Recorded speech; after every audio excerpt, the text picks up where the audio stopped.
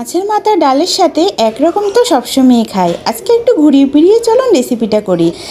মুগ ডাল আমি ভেজে নিয়েছি, মাছের মাথাগুলো ভেজে নিয়েছি। মুগ ডালটা কিন্তু প্রেসার কুকারে সেদ্ধ করে নিয়েছি।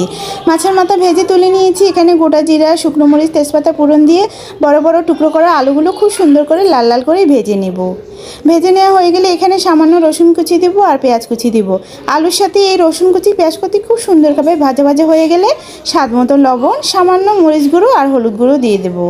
এখন আমি এখানে গোটা জিরা, আদা, আবার 1 চামচ হলুদ গুঁড়ো আর সামান্য মরিচ গুঁড়ো দিয়ে খুব ভালোভাবে ব্লেন্ড করে আলুর সাথে মশলাটা দিয়ে দিয়েছি।